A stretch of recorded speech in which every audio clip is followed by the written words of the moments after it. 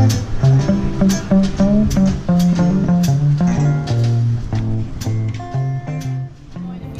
Charmaine DaCosta from Limation brand Limaide. We're out here at the Fulton Stall Market Sunday Market, and we're going to be out here pretty much throughout the spring and the summer. Right now we have our limeades that are, just perfect for this time of year. It's a summer product. It's made with organic limes, organic sugar, and filtered water, and then each flavor is created by the actual fruit or flower that's on the label. So right now, you just tried the iced tea limeade, yes, which is awesome, and we're changing the name, by the way, to half tea limeade because it's not a straight up iced tea, right? And so this is made with organic limes, organic sugar, filtered water, and then the tea is from the Gogurjan estate in India. So it's the Gogurjan black tea and green organic cardamom. So, that just kind of gives it like this extra special oomph, right? Yeah, good stuff. I started the company with the idea of a limeade that was close to what I had when I was growing up. Of course, when we started this out, we started out like the typical Jamaican limeade, which was very sweet, and of course freshly squeezed limes, brown sugar. So when I started doing it, I had a lot of different types of sugars. I had molasses and raw sugar, as well as the organic sugar. But I realized that was way too much sugar that we were using, even though it created a flavor profile that was unbelievable. I still had to get to the point where I'm like, okay, you know what? We want taste, but we also want health. We want nourishment. So I took the same idea, brought it all the way down to just the organic cane sugar, and now we have this product, and we have been able to expand the flavor profiles. We now have a lavender, a passion fruit, blueberry basil, the half tea iced tea, and a watermelon, which is incredible. So today we have 4 flavors at the market, and people are enjoying them, and I'm pretty happy with how things are turning out.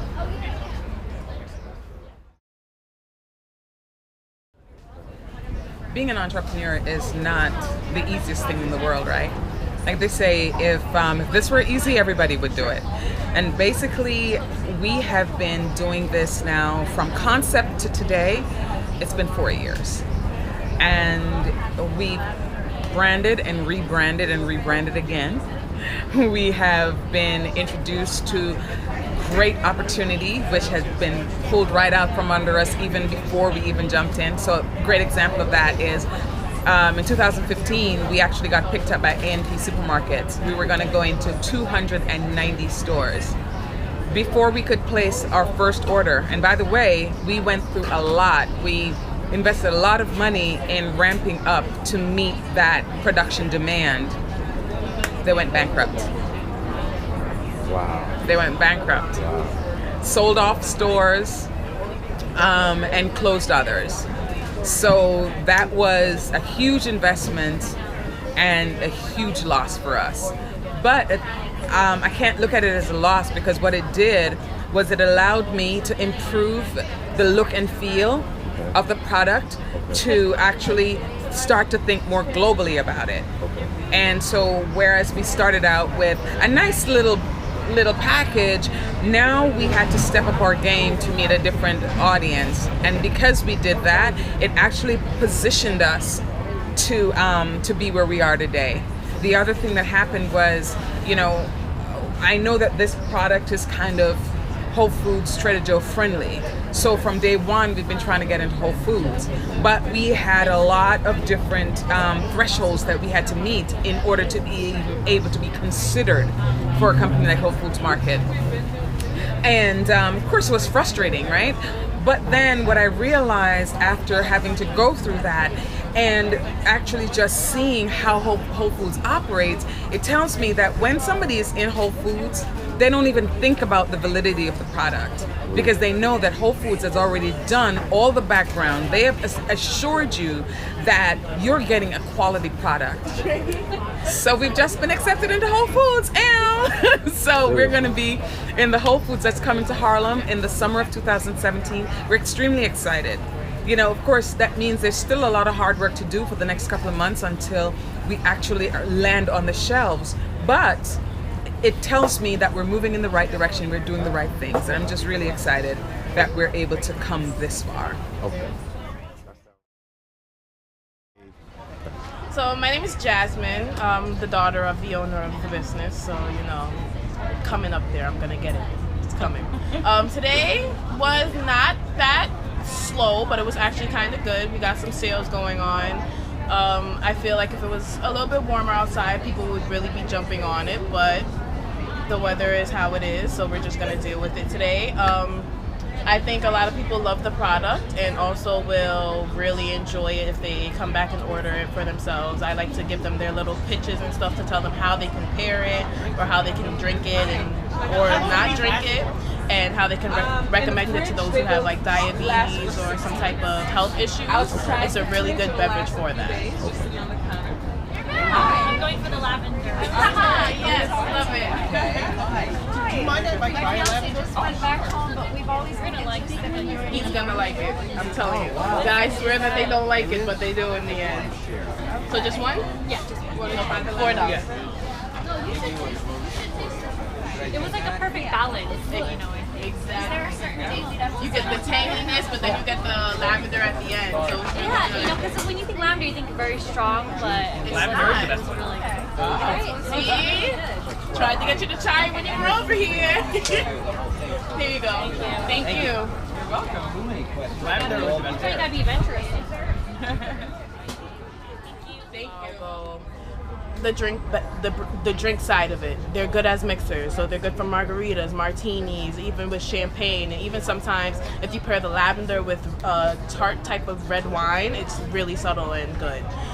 It's great for kids for their little lunch boxes. Put them in the pack, send them on the go. Not too sweet, it's all organic and all natural, and it uses organic cane sugar, so I think they really enjoy it. So like I mentioned, right, I come out of the music business. And just by nature of the fact that I've been in the music business, you know that I'm accustomed to the struggle. Because music is 90% business and 10% fun and frivolity, right? Yes. So no matter how much fun you're having in music, you know that it's hard work. You know that you gotta go out there and bust your tush sometimes just to get out there. Yes. Having that background, coming up in the reggae music industry, I was actually kind of a pioneer, right? Because our group was one of the first all-girl dancehall reggae groups to get signed to a label in America. And that group was called Whirl a Girl. So this is, you know, back in the days, in the 90s, when reggae was just starting, not even reggae, dancehall was starting to make a big showing here in the States.